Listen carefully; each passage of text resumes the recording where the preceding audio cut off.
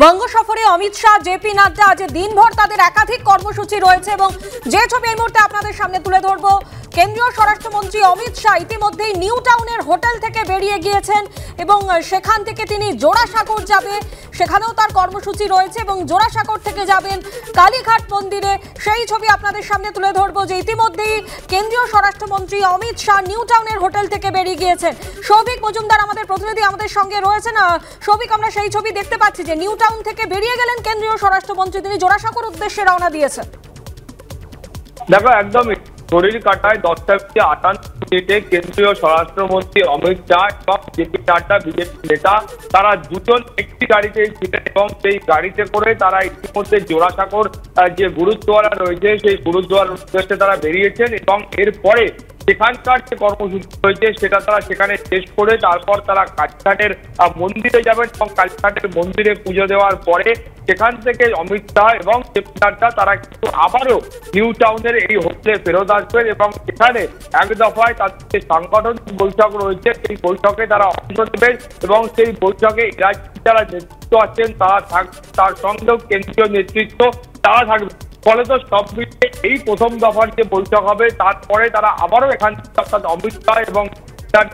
তারা আবারও এখান থেকে বেরোবেন এবং তারা ন্যাশনাল লাইব্রেরি যাবেন এবং সেখানে গিয়ে যারা সামাজিক মাধ্যমের যারা ভলেন্টিয়ার বা স্বেচ্ছাসেবক রয়েছেন, যারা কর্মী রয়েছেন, সেই কর্মীদের সঙ্গে একটি বৈঠক রয়েছে এবং সেই বৈঠকে এই গোটা 2024 সালের নির্বাচনকে বা এরাজ্যে সামাজিক মাধ্যমে বিজেপির কি ভূমিকা হবে সেই ভূমিকা নিয়ে আলোচনা হবে এবং সেখানে অমিত শাহ, জেপি নাড্ডা তারা এই সমস্ত কর্মীদের তারা বার্তা দেবেন এবং তারপরে সেখান থেকে সেই সভা করবার পরে তারা কিন্তু আবারও এই নিউ টাউনের হোটেলে ফেরত আসবেন এবং এই হোটেলে ফেরত আসার পরে সেখানে আরো এক দফা সাংগঠনিক বৈঠক হবে। ফলত এই দু দফা সাংগঠনিক বৈঠক এবং এক দফায় স্বেচ্ছাসেবকদের সঙ্গে বৈঠক, মোট 3টি বৈঠক এখানে অনুষ্ঠিত হবে এবং তারপরে তারা কিন্তু আবারও এখান থেকে দিল্লি ফেরত যাবেন। ফলত তুমি বুঝতে পারছো যে 2024 সালের যে লোকসভা নির্বাচন সেই লোকসভা নির্বাচনকে তারা কার্যত পাখির চোখ করে এগোতে চাইছেন এবং বিজেপির নেতৃত্বের যেটা বক্তব্য যে এর আগের বার তারা 18টি আসন পেয়েছিলেন পশ্চিমবঙ্গ থেকে, এবার তারা চান যে আরো বেশি সংখ্যক আসন এখান থেকে জোগাড় করার জন্য এবং সেই উদ্দেশ্যে কোথায় কোথায় শান্তি রয়েছে, কোথায় কোথায় কি কি অসুবিধা রয়েছে, কোথায় কোথায় বাড়তি সুবিধা রয়েছে সেই গোটা বিষয়টা তারা এখান থেকে নির্ধারণ করবেন এবং কার্যত এ রাজ্যের নেতৃত্বের জন্য কেন্দ্রীয় নেতৃত্বের তরফ থেকে টার্গেট ফিক্স করে দেওয়া হবে যে তারা এখানে কোন পদ্ধতিতে এগোবে এবং তাদের কর্ম পদ্ধতি কি হবে এবং তারা এটাও বিচার করবে যে এর আগে যখন লোকসভা নির্বাচন হয়েছিল সেই লোকসভা নির্বাচনের পরে কোথায় কোথায় বিজেপিকে শক্তি ক্ষয় হয়েছে তার কারণ জানো। গতবার লোকসভা নির্বাচনের পরে একাধিক নেতৃত্ব তারা কিন্তু তৃণমূল কংগ্রেসে যোগদান করেছে বা অন্য দলে যোগদান করে থাকলে সেখানে গোটা বিষয়টা কেন এই ধরনের ঘটনা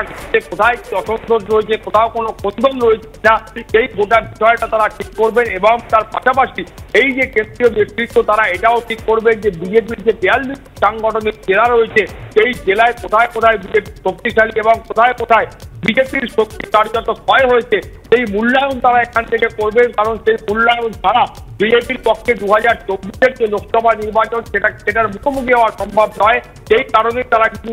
শক্তি সেটাকে পর্যালোচনা করবে এবং এই জন্য তুমি জানো যে ইতিমধ্যেই তরফ থেকে একাধিক পদক্ষেপ নেওয়া হয়েছে। তারা দল গঠন করেছেন, কোর কমিটি গঠন করেছেন এবং সেই কোর কমিটির মাধ্যমে তারা এই সিদ্ধান্তে উপনীত হতে চাইছে যে কোথায় কোথায় তাদের পরিমাণ শক্তি রয়েছে। এছাড়াও এই 2024 সালের যে